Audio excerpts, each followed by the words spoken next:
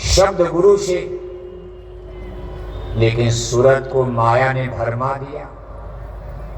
कहा मन इंद्रिय संग खेली भाग, उत से सोई इत को जाग। कहा इसको तो खेलना था शब्द गुरु से। कोई खेले गुरु के संग होली, इसको गुरु सदगुरु तो मिले ही नहीं। ये मन इंद्रियों के घेरे में आ गई, मन इंद्रियों के साथ ही भाग रचाने लगी। मन और इंद्रियों के वशीभूत होकर के संसार में सुख क्षणिक आनंद में फंस गई। खाने में, पीने में, बच्चा बच्ची पैदा करने में, बढ़िया बढ़िया भोजन, बढ़िया बढ़िया कपड़े, बढ़िया बढ़िया कोठी हवेली। कहा मन इंद्रिय संग खेली भाग, उत से सोई इत को जाग। उत को सोने मतलब उधर का भूल गई। सूरत देश अपना विश्राना, काल देश घर अपना जाना। इसने अपने सच्चे स्वामी को, सच्चे पिया को, सच्चे प्रीतम को भुला दिया। काल देश घर अपना जाना, इस नकली गांव बाजार को, इस नकली काल ब्रह्म के देश को, माया के मंडी बाजार को अपना मान करके ही खुशी मनाने लगी। इसका ये मानव जीवन फागुन का महीना इसी में खत्म हो गया। तब तक मौत आ गई तो चैत लग जाएगा। चैत माने 84। अभी जब 84 में चली जाएगी तो चांस खत्म है। चैत का महीना लगा 84 में चली गई, फागुन का महीना इसका खत्म हो गया। कहा जगह 84 में गई। कहा दुख पाया भुक्ति 84, काल कर्म जह बहुत तिराशी। कहा 84 में फिर दुख में गिर गई। प्रीतम से नहीं मिल पाई, पिया से नहीं मिल पाई, सतलोक नहीं जा पाई, जन्म मरण छूट नहीं पाया, सच्चा भाग, सच्ची होली खेल नहीं पाई। और मन इंद्री माया के वशीभूत होकर के फिर 84 में चली गई। दुख पाया भुक्ति 84, काल कर्म जह बहुत तिराशी। काल और कर्म के वशीभूत होकर इसको वहां तराशा माने अनेक प्रकार का कष्ट। गाय बनाया, बैल बनाया, कुत्ता बनाया, कीड़ा बनाया, मकोड़ा बनाया, पशु बनाया, पक्षी बनाया। वहीं से आई थी वहीं फिर चली गई। कितने युग और जन्म अब बीत जाएंगे। अब इसके लिए फागुन का महीना जल्दी नहीं आएगा। ये मानव जन्म अब नहीं मिलेगा। इसी में जन्मते मरते करते फिरते जन्मते मरते कितने युग जन्म बीत जाएंगे। लेकिन सतपुरुष भगवान को दया आ गई। वो अमर देश सतलोक से देख ले ये धोखा हो गया। इसका मानव जीवन फिर बेकार चला गया। खाते पीते सोते जन्म बिता दिया। संसार और संसार के झूठे सामान पदार्थ में लोग मोह में फंसकर इसने अपना अमूलक जीवन फागुन का शुभ अवसर गंवा दिया।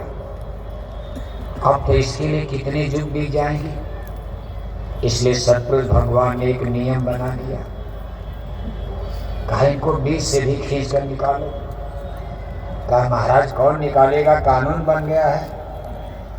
उखम अस्थावर, उखमज, अंडज, पिंडज, सबसे अंत में गाय और बैल। पहले इनको पेड़ पौधे बनना होगा, आम का, जामुन का, पीपल का, महुआ का, पाकर का। ये सब करते फिरते 30 लाख जन्म योनि, 27 लाख उखमज, 23 लाख अंडज, 4 लाख पिंडज, अंतिम है गाय बैल, तब मानव जन्म का। ना एक नियम सतपुरुष भगवान ने बना दिया। का अमर देश सतलोक के संत लोग जब संत यहां से जाएंगे, जिस पर इनकी दृष्टि पड़ जाएगी, जिस पेड़ का ये फल खा लेंगे, जो जानवर कीड़े मकोड़े इनकी शरीर से छू जाएंगे, उनको सीधे मानव जन्म मिल जाएगा। देखो यह एक बीच की प्रक्रिया हो गई। जेल से मुक्त करने की एक नई धारा बन गई। यानी मालिक कितने दयालु कृपालु हैं। कहा बीच से भी मानव जन्म मिल सकता है, बशर्ते कोई संत धरती पर मौजूद हो। और कहा महाराज का देर क्या है, संत भेज यहाँ आवे। कहा तब संतन की दया समाई, सतलोक से पुण्य चली आई। कहा संतों का धरती पर आगमन प्रारंभ होता और आबादी बढ़नी शुरू हो गई। सरकारें घबरा गई। सरकारों ने कहा नसबंदी करो, बात परिवार नियोजन शुरू करो, नहीं तो इतना रोटी कपड़ा मकान कहाँ से मिलेगा। संतों ने कहा कुछ नहीं कर पाओगे, चाहे कितनों कानून कायदा बना दो, आबादी रुकने वाली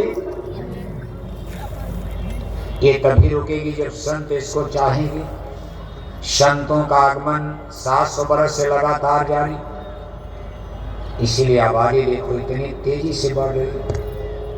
भारत में ही नहीं बढ़ रही, विदेश में भी बढ़ रही, क्योंकि कीड़े मकोड़े पशु पक्षी देश विदेश, नदी में समुद्र में तालाब में कोई। कहा जस तस 84 से काढ़ा, नर देही में फिर ले डाला। 84 से निकाल कर संतों ने सुरतों को मनुष्य शरीर में तुरंत वापस करना कहा। फागुन का महीना जल्दी आ जाएगा, चैत के बाद ही फागुन लगा दिया, नहीं तो चैत के बाद बैसाख जेठ आषाढ़ सावन भादो जोड़ो आप, 12 महीने के बाद में फागुन आएगा। संतों की कृपा हो गई, चैत के बाद ही फागुन फिर मानव जन्म मिल गया। गुरु महाराज कहते थे, पूज्य दादा गुरु जी महाराज का इतिहास है। दादा गुरु महाराज के साथ वो लोग चलते थे। दादा गुरु जी महाराज लाल चींटियां, ऐसे कहीं चींटियां पड़ी हैं, उस पर अपनी खड़ाऊं ज्योति पहन करके ऐसे चलते थे, रास्ता छोड़ करके उसको दबाते। लेकिन गुरु महाराज कहते थे, अब हम लोग पीछे देखते थे, एक भी कीड़े मकोड़े चींटी मरते नहीं थे। हम लोग हुजूर ये क्या करते हैं, आप चींटियों पर चलते हैं, सही रास्ता छोड़ करके उधर से जाते हैं। तो गुरु महाराज कहते, दादा गुरु ने महाराज ने कहा, कभी इन जीवों पर दया हो रही है, ये मैं आपके लिए तैयार कर रहा हूं, ये आपकी गोल है, वाह गुरु की फौज है। यानी अपने गुरु महाराज से पूज्य दादा गुरु जिनका मंदिर में फोटो लगी, वो कहते थे मैं आपके लिए फौज तैयार कर रहा हूं, और ये ज्यादातर फौज पूरब में जन्म लेगी, और पूरब से जब आंधी उठेगी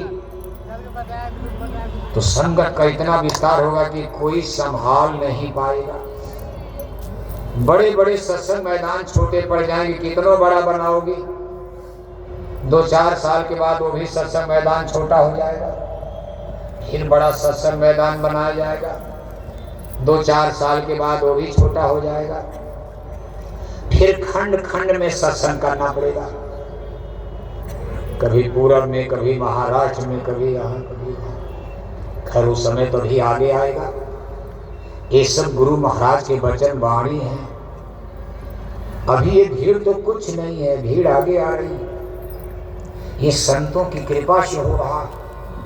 ये काम नहीं इंसान का, ये काम है भगवान। और भगवान माने काल भगवान का अलग है, दयाल भगवान का। भगवान भी तो 2 माने गए हैं ना, ऐसे परमात्मा असली भगवान, लेकिन यहाँ 2 रचना का 2 खंड है, एक जड़ रचना, एक चेतन रचना। एक ब्रह्मांड देखो, रचना के कई स्तर हैं। निर्मल चैतन्य देव जो सतलोक से लेकर अनामी तक, सतलोक, अलख लोक, अगम लोक और अनामी लोक, एक समूह, इसको निर्मल चैतन्य देश कहा जाता है। यहाँ महाप्रलय नहीं आ सकती। उसके नीचे भंवर गुफा चेक पोस्ट है, भंवर गुफा नाका, उसके नीचे की रचना को ब्रह्मांडी कहा जाता, ब्रह्मांडी रचना। उसके नीचे अंडी लोक की रचना को अंडी रचना, और उसके नीचे स्थूल जगत है जिसमें हम लोग हैं मृत्यु लोक। लेकिन ये सब रचना महाप्रलय में नष्ट होती है। निर्मल चैतन्य अमर देश सतलोक, निर्मल चैतन्य देश, उनको दयाल भगवान कहा जाता है। सद्पुरुष भगवान, दयाल भगवान, आलक पुरुष दयाल भगवान, आगम पुरुष दयाल भगवान, अनामी महाप्रभु दयाल भगवान, और नीचे जो भगवान की देख रहे हो आप, काल भगवान, व्यापक ब्रह्म निरंजन। उन्होंने रामायण में कहा, काल रूप में तिनका भराता, शुभ और अशुभ कर्म फलदाता। फिर उनके ऊपर ब्रह्म भगवान, उनके ऊपर पार ब्रह्म परमेश्वर भगवान, उनके ऊपर के भगवान को महाकाल भगवान कहा जाता। अब जब नाम ही महाकाल है तो समझ लो इनका काम क्या होगा। दया भी है और इनके अंदर मारने काटने में भी, बनाना भी है, बिगाड़ना भी है। लेकिन दयाल भगवान केवल सृजन, वहां मारना नहीं, जन्म के बाद मर, वहां जन्म मरण है ही नहीं। इसलिए दोनों भगवान में थोड़ा फर्क है। बना भी देंगे, मार भी देंगे। आपको दे दिया बेटा बेटी, कल वही भगवान मारेंगे, आप क्या करो, चाहे गाओ आप। उनको कोई फिर दया माया नहीं आती। इसलिए जीवों के उद्धार का काम दयाल भगवान, और यहाँ हमको आपको ला करके यहाँ रोकने का काम काल भगवान, उनकी सृष्टि है।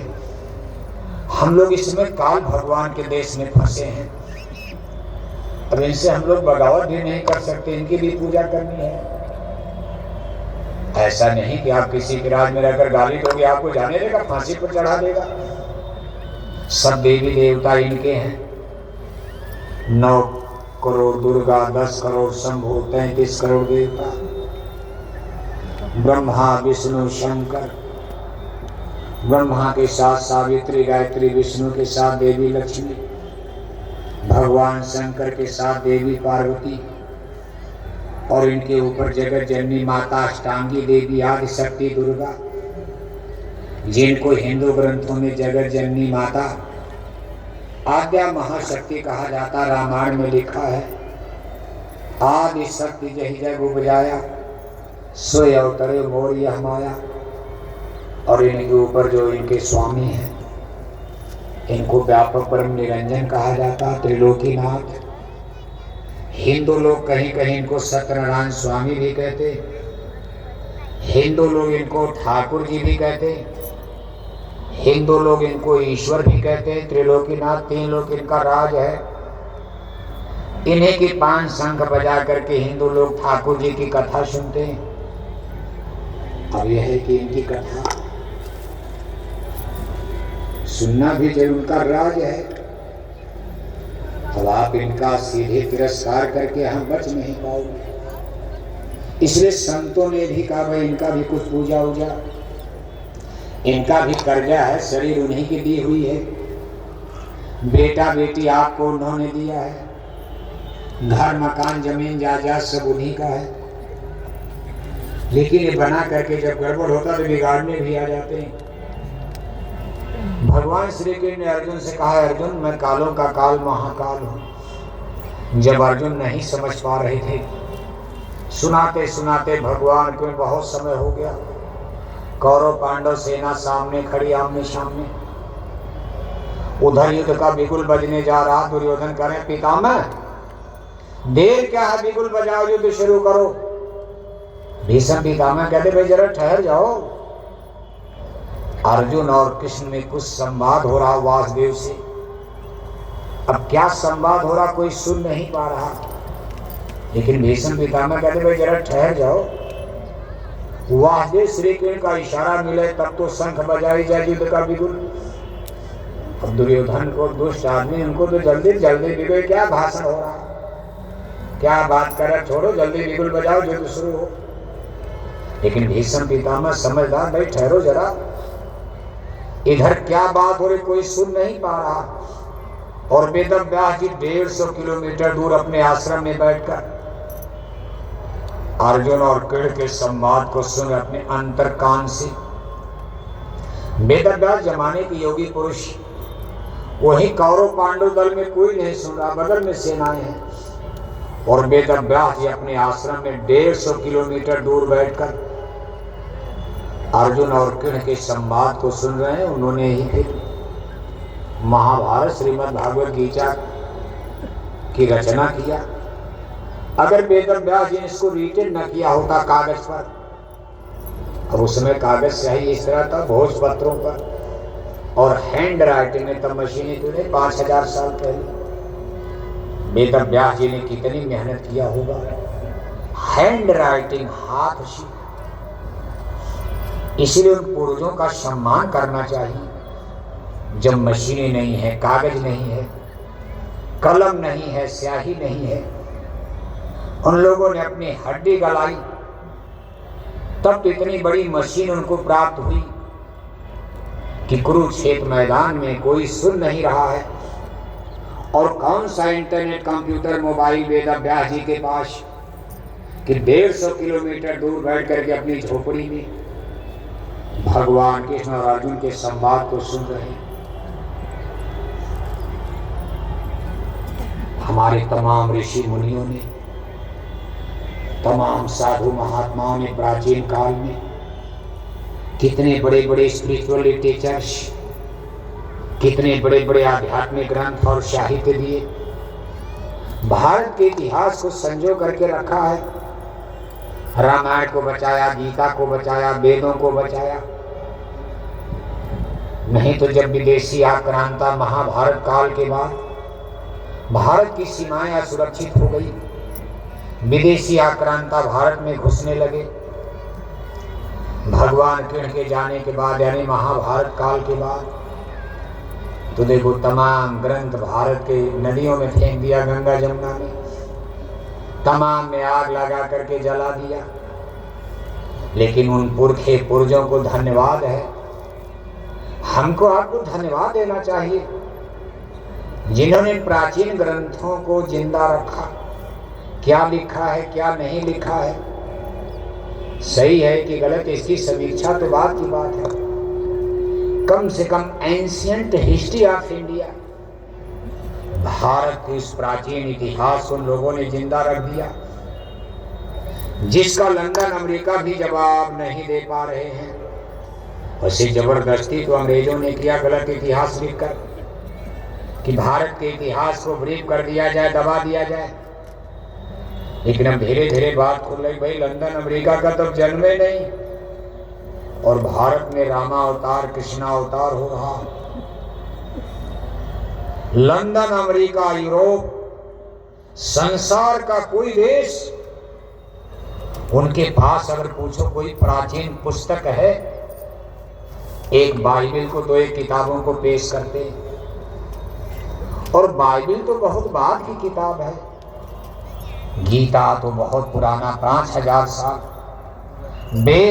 वेदों की कोई टाइम ही नहीं फिक्स हो पा रही कि कितने पुराने ग्रंथ हैं। जब रिटन, पहले तो अनरिटन थे, लोग दिमाग कितने तेज थे, तब कागज की जरूरतें नहीं थी, किताब नहीं बनी थी। शुरू में वेदों का ज्ञान अनरिटन, यानी मास्टर लोग विद्यार्थी को पढ़ा दिए, मास्टर मर गए, विद्यार्थियों को याद हो गया 1 लाख श्लोक, इसमें 80,000 कर्म कांड, 16,000 उपासना कांड, 4,000 ज्ञान। लेकिन तब किताबें नहीं थी वेदों की, अनरिटन चलता था। बाद में जब लोगों की विस्मृति, जैसे धीरे धीरे कोहरा बादल छाने लगा, सूरज की रोशनी कमजोर, ऐसे ऐसे जब जीव कर्मों के चक्कर में फंसने लगे, कर्मों के बादल, पाप और पुण्य में गंदगी आने लगी, तब इनकी स्मृति, इनकी यादगार कुछ कमजोर होने लगी। तब ये वक्त भाई इसको लिख लिया जाए, नहीं तो वेद ज्ञान खत्म हो जाएगा। मान लो सब लोग मर गए, कोई आभा डाभा आ गई तो कौन बताएगा। इसलिए किताब बनाकर इसको सुरक्षित कर लिया जाए। बाकी सतयुग में अनरिटन, सतयुग सतयोगी विज्ञानी कर हर ध्यान करें बहुत पुरानी, सतयुग में किताब की क्या जरूरत। इसलिए सतयुग में कोई किताब थी नहीं, वेद भी था, लेकिन वेद अनरिटन, इसके लिए कोई कॉपी किताब कागज नहीं था। बाद में रिटन किया गया, लोगों को भाई सब लोग मर जाएंगे तो बताएगा कौन, किताब में रहेगा, सुरक्षित रहेगा। फिर जब किताबें लोग जलाने लगे, एक नई परंपरा हुई शिलालेख। तब लोहा नहीं था, पत्थर पर ही, लोहे की खोज नहीं हुई तो लोगों ने पत्थर का शिलालेख कहा गुफाओं में कहीं जाकर के कुछ लिख दो, पत्थर पर लिख दो, कम से कम इसको कोई जला नहीं पाएगा। तो जगह जगह गुफाएं देखते वहां भी लिखा, और बाद में तमाम लोगों ने शिलालेख लगवा दिया कि मान लो अगर हमारी किताबों को कोई जला भी देगा तो कम से कम ये शिलालेख जो पत्थर पर लिखे गए हैं इसको कहां कोई मिटा पाएगा। लेकिन विदेशी आक्रांतों ने उसको भी धराशायी किया, लगा करके तोप उसको गिरवा दिया, तमाम गिरवा दिया, और उस पर अपने किस्म का उन्होंने इमारत बनवा दिया। तमाम ब्लेम लगता है कि तमाम चीजों को गिरा करके उस पर विदेशी आक्रांताओं ने अपने अपने सिस्टम से मस्जिदें बना दी, कुतुब मीनार बना दिया, ये बना दिया, वो बना दिया। लेकिन फिर भी हम उन महापुरुषों को धन्यवाद देते हैं। कितनी कठिनाइयों के बीच में हमारा भारत का प्राचीन इतिहास कहीं कहीं से आज भी जिंदा है, और इसमें सबसे बड़ा योगदान देखो उन लोगों का जिनको लोग गालियां ही गालियां देते हैं। अब जिसको देखो वही ब्राह्मणों को गाली देता,